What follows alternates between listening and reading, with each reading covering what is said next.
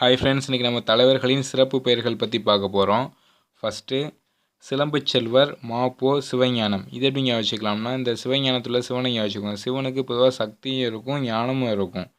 அந்த ஞானம் இந்த இருக்குது, சக்திக்கு போல் அந்த சிலம்புங்கிறத ஞாபகம் வச்சுக்கோங்க. சிலம்புனா பாதுகாக்கிற சக்தி, அந்த மாதிரி ஞாபகம் வச்சுக்கோங்க. அதான் சிலம்பு செல்வர் மாப்போ சிவஞானம். ரெண்டாவது முத்தமிழறிஞர் கலைஞர் மு கருணாநிதி.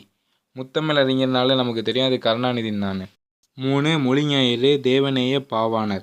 இது எப்படி ஞாபகம் வச்சுக்கலாம்னா, அந்த பாவாணரில் உள்ள கடைசி வானருங்கிறத வானம்னு ஞாபகம் வச்சுக்கோங்க. ஞாயிற்றுக்கிழமைனால நம்மளாம் ரெஸ்ட் எடுப்போம். இது எப்படி ஞாபகம் வச்சுக்கலாம், ஒரு வடிவேலு டைலாக் கூட உண்டு.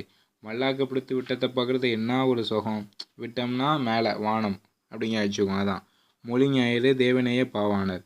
4 தனித்தமிழ் இயக்கத்தின் தந்தை மறைமலை அடிகள். இது எப்படி ஞாபகம் வச்சுக்கலாம்னா, தனித்தமிழ்.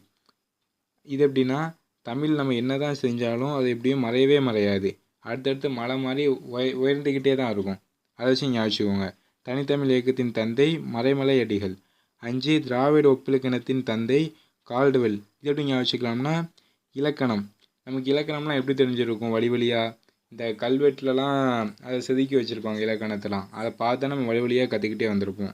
இந்த கால்டுவெல்லுங்கிறத கல்வெட்டு அப்படின்னு ஞாபகம் வச்சுக்கோங்க. அதான் திராவிட ஒப்பிலக்கணத்தின் தந்தை கால்டுவெல்.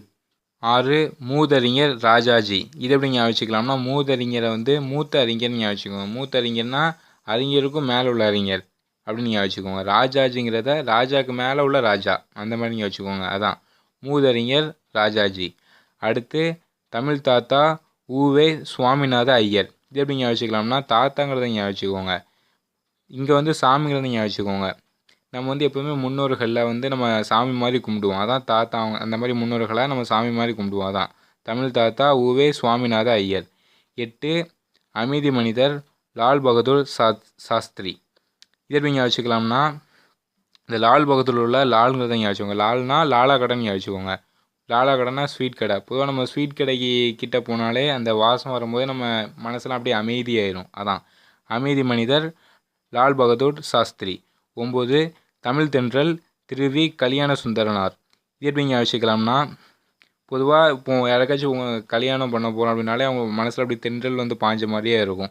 அதான் தமிழ் தென்றல் திருவி கல்யாண சுந்தரனார். 10 சொல்லின் செல்வன் ராபி சேதுபிள்ளை. இது எப்படி ஞாபகம் வச்சுக்கலாம்னா, சொல்வதை சொல்லும் கிளிப்பிள்ளை சொல்லின் செல்வன் சேதுபிள்ளை அப்படின்னு ஞாபகம் வச்சுக்கோங்க. அதான். ஓகே ஃப்ரெண்ட்ஸ், நம்ம சேனலை சப்ஸ்கிரைப் பண்ணாதவங்க சப்ஸ்கிரைப் பண்ணிடுங்க. அப்படியே அந்த பெல் பட்டனையும் கிளிக் பண்ணிடுங்க.